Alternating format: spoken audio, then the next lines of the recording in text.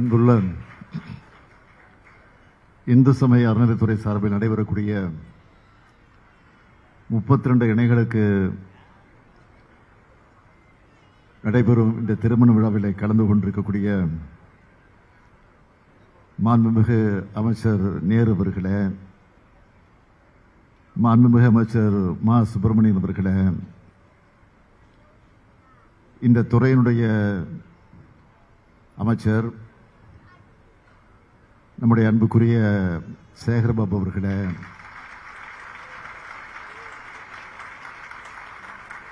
தவ திரு சிவஞான பாலய சுவாமிகள் அவர்களே, தவ திரு ஆதி சிவலிங்காச்சாரியார் குருசுவாமிகள் அவர்களே, பெருநகர சென்னை மாநகராட்சியுடைய மேயர் திருமதி பிரியா அவர்களே, துணை மேயர் மகேஷ் அவர்களே, சட்டமன்ற உறுப்பினர்கள் திரு வேலு அவர்களே, தாயகம் கவி அவர்களே, ஜெய கருணாநிதி அவர்களே, ஜோசப் சாமுவேல் அவர்களே, நம்முடைய ஆன்மீக சான்றோர்களாக வருகை தந்து சிறப்பித்துக் கொண்டிருக்கக்கூடிய என்னுடைய அன்பிற்கும் மதிப்பிற்கும் உரிய சுகி சிவம் அவர்களே, மதிப்பிற்குரிய திரு ராமசுப்பிரமணியம் அவர்களே, கூடுதல் தலைமைச் செயலாளர் மணிவாசன் ஐஏஎஸ் அவர்களே, ஆணையர் ஸ்ரீதர் ஐஏஎஸ் அவர்களே, கூடுதல் ஆணையர் பழனி ஐஏஎஸ் அவர்களே, உள்ளாட்சி அமைப்புகளின் பிரதிநிதிகளே, அரசு உயர் அலுவலர்களே, மணவிழா காணக்கூடிய மணமக்களே, மணமக்களுடைய குடும்பத்தார்களே, பெரியோர்களே, தாய்மார்களே, பத்திரிகை மற்றும் ஊடகத்துறை சார்ந்த நண்பர்களே, உங்கள் அனைவருக்கும் என்னுடைய அன்பான வணக்கம்.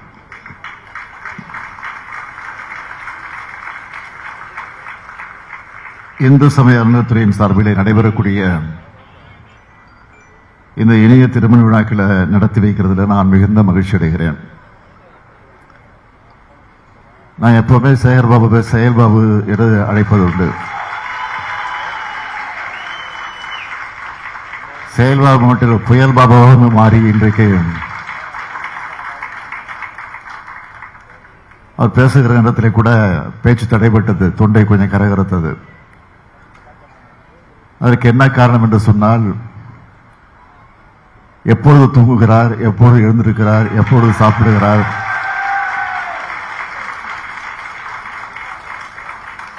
என்று யாருக்கும் புரியல. முதலமைச்சராக இருக்கிற எனக்கே புரியல. அந்த அளவிற்கு சிறப்பாக செயல்பட்டு தனக்கு ஒப்படைக்கப்பட்டிருக்கக்கூடிய பணியிலே ஒரு முத்திரை பதிக்கக்கூடிய செயல் வீரராக நம்முடைய சேகர்பாபு அவர்கள் விளங்கிக் கொண்டிருக்கிறார்கள்.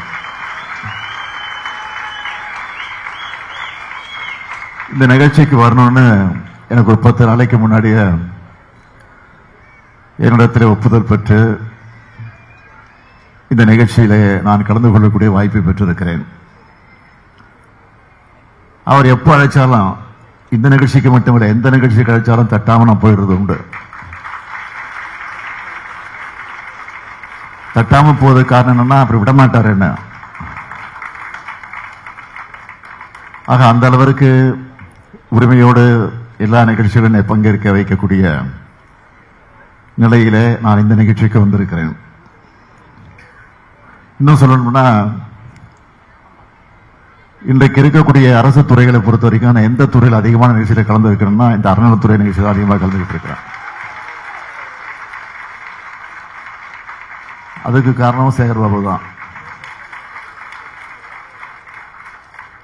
சில நேரங்களில் பணியின் காரணமாக நான் வெளியூருக்கு பல நிகழ்ச்சிகளுக்கு செல்ல முடியாத காரணத்தால முதலமைச்சருடைய அறைக்கு பக்கத்திலேயே செய்தியாளர் சந்திக்கணும் வர இருக்கு. அந்த அறையில் வீடியோ கான்பரன்ஸ் மூலமா சில நிகழ்ச்சிகளை கலந்து கொள்வது உண்டு. அந்த நிகழ்ச்சியில் கணக்கெடுத்து பார்த்தாலும் இந்த துறை தான் முதலிடத்தில் நிற்குது.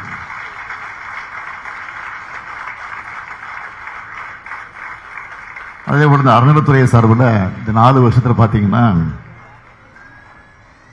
எத்தனை திருமணங்கள் நடந்திருக்குன்னு நானே சேகர்பாபுட்ட கேட்டேன். 1800 அப்படின்னு சொன்னார். இன்னைக்கு மட்டும் 576 திருமணங்கள். எந்த விபத்தை கேட்டாலும் அவர் 1000 தாண்டி தான் சொல்றாரு.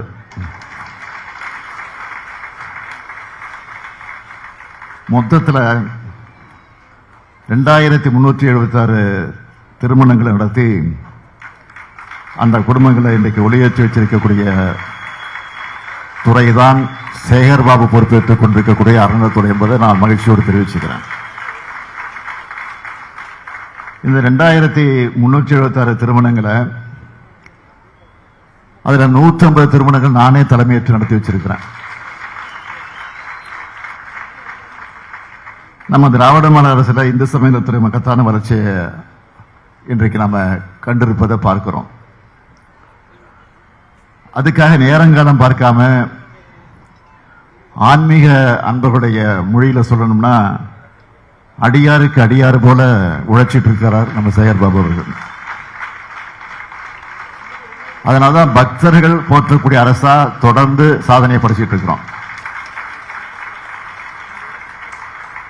நம்ம திராவிட மாடல் ஆட்சியில் இந்து சமயத்துறையின் சார்பில் அறநிலைத்துறையின் சார்பில் செய்யப்பட்டிருக்கக்கூடிய சாதனைகள்ல முக்கியமானவற்றை மட்டும் நான் இங்க குறிப்பிட்டு சொல்லணும்னா, எந்த ஆட்சியிலும் இல்லாத அளவுக்கு 3177 திருக்கோயில்களுக்கு குடமுழுக்கு நடத்தியிருக்கிறோம். சாதனையில சாதனையா புகழ் மகுடத்துல வைரமா இருக்கக்கூடிய சாதனை இந்த சாதனை.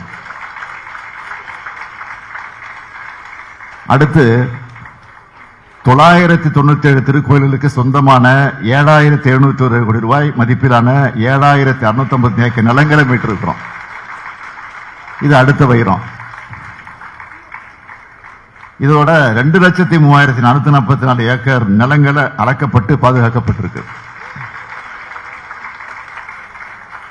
6000 கோடி ரூபாய் மதிப்பிலான 26,000 திருப்பணிகள் நடந்துட்டு இருக்கு. 12,876 திருக்கோயில்களில் திருப்பணிகள் மேற்கொள்ள மாநில ஆலோசனை குழு அனுமதி அளிச்சிருக்கு. 1000 ஆண்டுகள் பழமையான திருக்கோயில்களை தொன்மை மாறாம புனரமைக்கிற பாதுகாக்கிற வகையில 425 கோடி ரூபாய் மானியம் வழங்கப்பட்டிருக்கு. அது மட்டும் இல்ல, ஆதி திராவிடர் வசிக்கிற பகுதியில் உள்ள 5000 கோயில்கள் மற்றும் கிராமப்புறத்தில் உள்ள 5000 கோயில்களோட திருப்பணிகளுக்கு நிதி உதவி அளிச்சிருக்கிறோம்.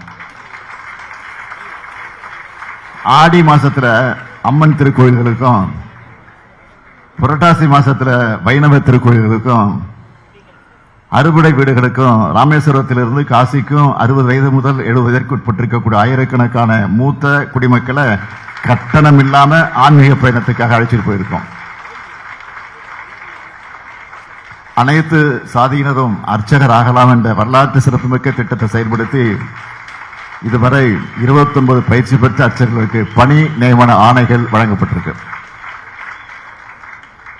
12 பெண் ஓதுவார்கள் உட்பட 46 ஓதுவார்களுக்கு பணி நியமன ஆணை வழங்கியிருக்கிறோம். அன்னை தமிழில் வழிபாடு செய்யும் திட்டத்தை 295 கோயில்களை செயல்படுத்தி இருக்கிறோம். ஒரு கால பூஜை திட்டத்தில் பயன்பெற்று வந்த திருக்கோயில்களின் வைப்பு நிதி 1 லட்சத்திலிருந்து 2 லட்சம் ஆகும். இப்போ 2,50,000 உயர்த்தப்பட்டு 18,000 திருக்கோயில் பயன்பெற்று வருது. இப்போ இந்த திருக்கோயில்களோட அர்ச்சகர்களுக்கு மாதந்தோறும் 1000 ரூபாய் ஊக்கத்தொகையாக வழங்கி கொண்டிருக்கிறோம். அவங்களுடைய பிள்ளைகளுடைய படிப்புக்காக, மேற்படிப்புக்காக கடந்த 2 வருஷத்துல தலா 10,000 ரூபாய் 900 மாணவர்களுக்கு கல்வி உதவித்தொகை வழங்கியிருக்கிறோம். அர்ச்சகர்கள் மற்றும் பணியாளர்கள் நலன் காக்கக்கூடிய வகையில் அவர்களுக்கு புத்தாடை மற்றும் சீருடைகள், குடியிருப்புகள், பொங்கல், அன்பளிப்பு, ஓய்வூதியம், குடும்ப ஓய்வூதியம், ஆண்டுதோறும் முழு உடற்பரிசோதனை திட்டம், ஓய்வூதியம் மற்றும் குடும்ப ஓய்வூதியம் பெறுவோருக்கு பொங்கல் கருணை தொகைன்னு ஏராளமான திட்டங்களை செயல்படுத்தி கொண்டிருக்கிறோம். 30 திருக்கோயில்களில் நாள் முழுவதும் திருவரமுது வழங்கக்கூடிய திட்டமாக செயல்படுத்தப்பட்டிருக்கு. பல ஆண்டுகளாக நிலுவையில் இருந்த துறை அலுவலர்கள் மற்றும் பணியாளர்களுடைய பதவி உயர்வு வழங்கப்பட்டு 935 நபர்கள் பயன்பெற்றிருக்காங்க. 5 ஆண்டுகளுக்கு மேல தொகுப்பூதியத்தில் பணியாற்றி வந்த 1342 பணியாளர்கள் பணி வரன்முறை வழங்கப்பட்டிருக்கு. இந்த வரிசையில தான் இதுவரைக்கும் 1100 திருமணங்களை கட்டணமில்லாமல் சீர்வரிசை பொருட்களையும் வழங்கி நடத்தி வச்சிருக்கிறோம். இப்படி நாள் முழுக்க சொல்லிக்கிட்டே இருக்க முடியும். அந்த அளவுக்கு சாதனைகளை தொடர்ந்து செஞ்சுக்கிட்டே இருக்கிறோம். எல்லாருக்கும் எல்லாம் என்ற பரந்த உள்ளத்தோடு நம்ம திராவிட மாடல் செய்யற இது போன்ற சாதனைகள் வெறுப்பையும் சமூகத்தை பிளவுபடுத்தும் எண்ணங்களை கொண்டவர்களாக இருக்கக்கூடியவர்கள் இதை பார்த்து சகிச்சிக்க முடியல. பக்தியின் பேர்ல பகல் வேஷம் போடக்கூடியவங்க இதை தாங்கிக்க முடியல. ஆனா உண்மையான பக்தர்கள் நம்ம ஆட்சியோட ஆன்மீக துண்டை பாராட்டுறாங்க. நேற்று ஒரு வார பத்திரிகையில் ஒரு கேலி சித்திரம் கார்ட்டூன் போட்டிருந்தாங்க. என்ன கார்ட்டூன் பார்த்தீங்கன்னா, நான் பேரை சொல்ல விரும்பல, எந்த பத்திரிக்கைன்னு நீங்களே புரிஞ்சுக்கிங்க, நீங்களே படிச்சு பாருங்க. நான் காவடி எடுக்கிற மாதிரியும் அமைச்சர்கள் எல்லாம் அழகு குத்திக்கிட்டு இருக்கிற மாதிரியும் தரையில உருள்ற மாதிரியும் கார்ட்டூன் போட்டிருக்கிறாங்க. அதை பார்க்கும்போது எனக்கு சிரிப்பு வரல, ரொம்ப பரிதாபமா இருந்துச்சு. பக்தி தான் அவங்க நோக்கம்னா என்ன செஞ்சிருக்கணும்? நம்ம அரசோட சாதனைகளை, ஆன்மீகத்துக்கு செஞ்ச நன்மைகளை பட்டியலிட்டு பாராட்டி இருக்கலாம். ஆனா அவங்களுக்கு நோக்கம் அது அல்ல. பல ஆண்டு கால வன்மம் அது. அந்த வன்மத்துக்கு வடிகால் தான் இப்படிப்பட்ட கார்ட்டூன்கள். அவங்களுடைய ஆதரவற்ற அவதூறுகளை பற்றி நான் ஒருபோதும் கவலைப்பட்டதல்ல. என்னுடைய பணி மக்கள் பணி, மக்களுக்கு என்ன தேவை என்பதை அறிந்து புரிந்து அதற்கு உரிய பணி ஆற்றுவதுதான் என்னுடைய பணி. இதெல்லாம் நான் பார்த்து கவலைப்படுறேன்னு யாரும் நினைக்க வேணாம். இதெல்லாம் எனக்கு ஊக்கம், இதெல்லாம் எனக்கு உற்சாகம். இன்னும் எங்களை கேலி செய்யுங்க, கிண்டல் பண்ணுங்க, கொச்சைப்படுத்துங்க, விமர்சனம் பண்ணுங்க, அதை பற்றி எல்லாம் கவலைப்பட தயாராக இல்லை. திருநாவுக்கரசர் மொழிக்கு ஏற்ப என் கடன் பணி செய்து கிடப்பதே.